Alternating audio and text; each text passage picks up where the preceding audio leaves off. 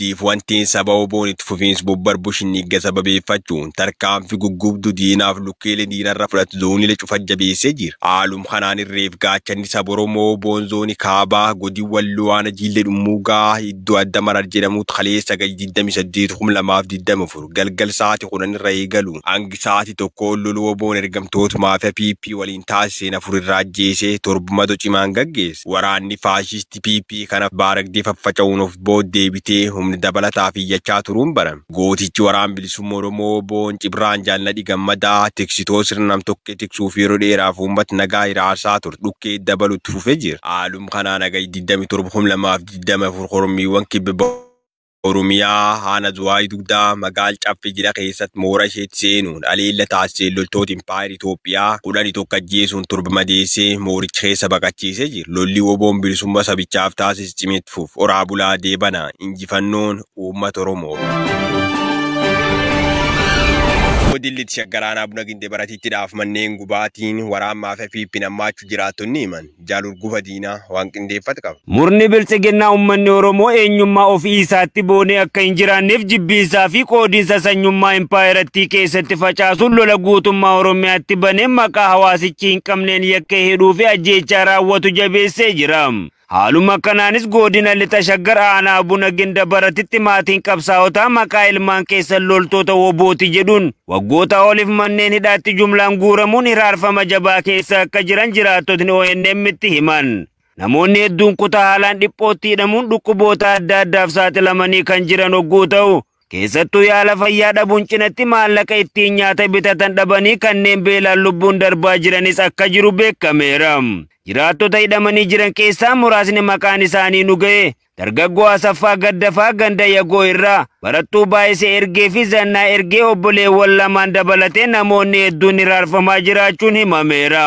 Kana malees maqaa ilmaan keessaa miseensa wobooti jedhuun manneen qonnaan bultootaa lama ganda Erjaajoo keessaa hagayya 24/2024 abidda itti shiduun guutumatti qabeenya keessa jiru waliin kan guban yoo ta'u namoonni manneen isaanii jalaa gubate kunis maqaan isaanii obbo Bultoo Hirkoo fi obbo Geetaachoo Mokonnin kan jedhaman akka ta'e ifoomeera. Godilli Wallaggaan alatti sibuu waraanni faashisti PP dargaggeessoo ajjeesanii reef maatii dhorkachuun dhaga'ame. Jaalkinna sabaa akkattaa nutti isiniif dhiyeessa. Bilchiginnaan olaantummaa sirnichaa kan afaan qawween ijaarame jabeeffachuuf jecha hawaasa nagaatti lola labsuun ajjeechaa Oromiyaatti geggeessaa jiraniin ilmaan Oromoo yakka tokko malee duguugaa sanyiin irratti geggeeffamaa jira. Bifuma kanaanis godina lixa Wallaggaa aanaa Lataa Sibuu bulchiinsa magaalaa Goriitti dargaggoo Taamiruu Habtee jedhamu kibxata darbe halkan sa'a 3 irratti waraanni faashistii PP maatii isaa biraa qabuun chaappaa kan gandoota adda addaa jaatu si harka jira jedhanii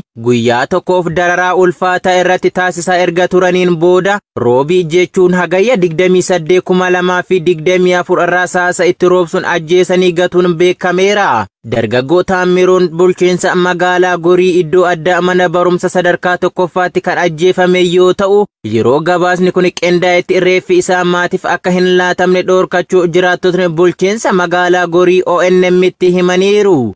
Maatiin dargaggoo ajjeefame kanas bulchiinsa magaalaa warra jiruu deemuun reeffi akka isaaniif kennamuuf kadhatanis lukkeelan bilchiginnaa maatii ari'uun reeffa dargaggeessa kanas eegaa akka turan beekameera. Godin Jimmaanas akka coqorsaa kaadiroonni waraanni bilchiginnaa waliin ta'uun mana uummata diigaa jiraachuun ifoon. Jaalaqaafan fayyeeraa waan qindeeffate qaba. Maqaa misooma magaalaa jedhuun bulchitoonni bilchiginnaa uummatatti loltoota isaanii bobbaasuun baajeta misooma sanaaf ramadame dantaa dhuunfaa isaaniif oolfatanii beenyaa tokko hawaasaaf osoo hin kaffalin qabeenya jiraattotaa mancaasuu itti fufanii jiru. Akkaataa kanaan godina Jimmaa aanaa Saqqaa Coqorsaatti maqaa babal'ina misooma daandii magaalaa jedhuun mana hawaasaa diiguun jabaatee jira. Yeroo ammaa kana aanaa Saqqaa Coqorsaa ganda Duwwaa 1 fi Duwwaa 2 keessatti ergamtoonni bilchiginnaa kan kanaan dura daandiirraa fageenya meetira 5 keessa seenuun diiganii turan wayita ammaa kana ammoo fageenya meetira 2 itti dabaluun keessa seenanii kaffaltii tokko malee diigaa jiraachuu jiraattonni magaalichaa har'aata biyyoolessa Oromiyaatti himaniiru. Waqtii gannaa kana wayita roobni humnaa olii roobaa jirutti gochi ammeenyaan guutame akkasii kun jiraattota irratti raawwatamuun isaa rakkoo hamaaf isaan saaxilee jiraachuus itti dabaluun ibsameera. Godin Wallaggaan Asaasigaa Tawaas nagaadhaa guuruun cimetti fuufi Jaalawuu Mahamuud waan qindeeffate qaba.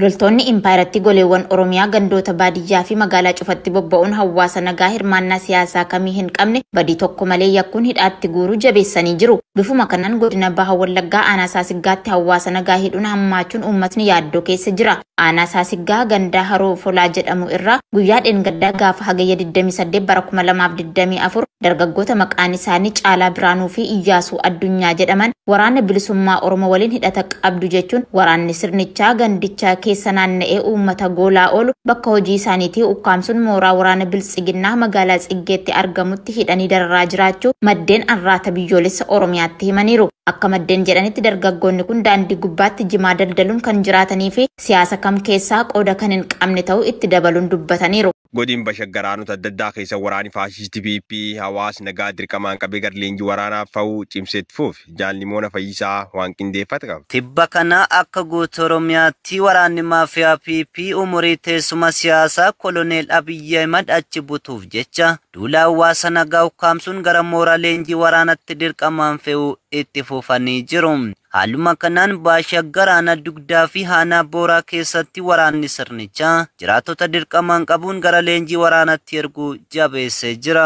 Haanaa dugdaan magaalaa Maqii akkasumas gandoota baadiyyaanichaa cufa dabalatee gaafa hagayya 25/2024 irraa eegalee hanga gabaasni kun qindaa'etti waraanni maafiyaa PP ijoollee daa'ima umurii 15 gadi qonnaan bultoota akkasumas dargaggoota dafqaan bulanii fi saboota kan biroo aanicha keessa jiraatan dabalatee hedduminaan ukkaamsuun gara mooraa leenjii waraanatti guuraa jiraachuu maddeen himan. Maqaa namoota aanaa kana irraa gara leenjii waraanaa qabamanii deeman keessaa muraasni isaanii Gadaa Dabballee Goobanaa daa'ima umurii 13 kan ta'e Nugusee Araarsoo Guddataa Tasfaayee Maatiyos sabaan uummata kibbaa kan ta'ee fi kanneen biroo lakkoofsan hedduu ta'an dirqamaan gara leenjii waraanatti fe'amuun beekameera. Haaluma wal fakkaatuun Aanaa Booraa magaalaa Botee dabalatee gandoota aanichaa cufatti jiraattonni hedduun waraana sirnichaan qabamuun ukkaanfamanii gara mooraa leenjii waraana biltsiginnaatti guuramaa jiraachuu maddeen keenyatti dabaluun arraata biyyoolessa Oromiyaaf himaniiru. Godin Qeellam Wallaggaana Yamaaloo Gwal keessa waraani faashisti PP uummata nagaarra dhukaas banan Jaalawuu Maamud waan qindeeffate qabdi. Waraanni murna biltsiginnaa impaayiratti tiksuuf jecha Koloneel Abiyyi Ahmediin bobbaafaman goleewwan Oromiyaa cufa keessatti sababoota adda addaa waabeffachuudhaan gochoota gara jabinaa ilmaan Oromoo irratti raawwachaa oolu. Haaluma kanaan godina Qeellam Wallaggaa aanaa Yamaaloo Giwalal ganda Loomii Caacabalii jedhamu keessatti guyyaa kaleessaa jechuun gaafa hagayya 28 bara 2024 waraanni maafiyaa PP uummata nagaa hojii dhuunfaa isaa hojjetachaa jiru hojii irraa humnaan qabanii dirqaman waajjira gandaa ijaarra maqaa jedhuun uummata nagaa irratti dhukaasa banuudhaan uummata gandichaa shororkeessaa turuu jiraataan gandichaa tokko arraata biyyoolessa Oromiyaaf himee jira. Akka jiraataan gandichaa kun jedhutti ilmaan Oromoo gidiirsuuf hiraarsuun hojii idilee isaa kan taasifate garina abbaa irree PP kun humna waraana isaatiin fayyadamuudhaan impaayera Itoophiyaa dinagdee fi siyaasaan kufte humna waraanaan kufaatii irraa of baraaruuf tattaafachaa jira jechuun dubbata. Kaaba Oromiyaa godin Walloo magaalaa Khamiseen namoonni hedduun badii tokko malee waggoota 3 oliif dararamaa jiraachuun ifoom. Jaaldaan Diilimoo bal'inni isaa akka taanutti isiniif dhiyeessa. Kutaalee Oromiyaa cufarraa ilmaan Oromoo sobaa yakkanii adamsanii ukkaamsuun hidhanii waggootaaf garmalee dararaa kan jiran murni biltsiginnaa rakkoo kana Oromiyaa kutaalee cufa keessattis ammas jabeessanii jiru. Haaluma kanaan kaaba Oromiyaa godina Walloo magaalaa Kamiseetti namoonni hedduun badii tokko malee waggaa 3 oliif dararamaa jiraachuun ibsameera. Namoonni 38 ol ta'an waggaa 3 guutuu osuma beellama deddeebi'anii hangammaatti murtii tokko osoo hin arganne kanneen manadhaa magaalaa Kamiseetti dararamaa jiran ta'uu maddeen keenya eeran. Hidhamtoonni kun sobaa yakkamuun qabamanii waggoota kana hunda dararaa ulfaataa argaa jiraachuurraan kan ka'e haalli qabiinsa seeraa isaaniillee kan hin tolle ta'uun rakkoo hammaataa argaa waan jiraniif uummanni Oromoo sagalee akka isaaniif ta'u namoota isaan dubbisuu dhaqetti dhaammachuu maddeen arraata biyyoolessa Oromiyaatti himanii jiru. Godin Bawallaggaana guutuu giddaatti hawaasa nagaarra raawwatam cimeetti fuufi Jaalmoo sabaa waan qindeeffate qaba. Saba Oromoo cunqursuun akka waan Itoophiyaan nagaa argattuutti kan amanan murnoonni biltsiginnaa golee Oromiyaa cufatti waraana bobbaasuun hawaasa nagaa maqaa garaagaraa itti maxxansuun badii tokko malee yakkanii hidhaatti darbachuu itti fufanii jiru. Haaluma kanaan godina Baha Wallaggaa aanaa Guutoo Giddaatti waraanni faashistii PP jiraattota humnaa ol hidhaatti guuraa jiraachuun ifoomee jira. Aanaa Guutoo Giddaa ganda gaarii jedhamu irraa gaafa hagayya 25 bara 2024 namoota maqaan isaanii Shibbiruu Xila'uun, Asheetuu Maammoo, Maariyaam kan jedhamanii fi kanneen biroo hedduu ta'an waraana sirnichaan ukkaanfamuun waajjira poolisii bulchiinsa magaalaa Naqamtee ganda Duwwaa 7tti hidhamanii dararamaa jiraachuu jiraattonni arraata biyyoolessa Oromiyaatti himaniiru. Dabalataanis aanuma kana bulchiinsa magaalaa Ukkee irraa guyyaa wiixataa gaafa hagayya 26 bara 2024 nama maqaan isaa Giddiisaa Tarreessaa jedhamu waraanni sirnichaa mana jireenyaa isaatii qabuun waajjira poolisii magaalaa Ukkeetti hidhanii dararaa jiraachuu maddeen itti dabaluun himaniiru. Giddiisaan hirmaannaa siyaasaa kam keessa kan hin jirree fi maqaa obboleessa keetu miseensa waraana bilisummaa Oromooti jedhuun irra deddeebiin hidhamee dararamaa kan ture ta'uunis ibsameera.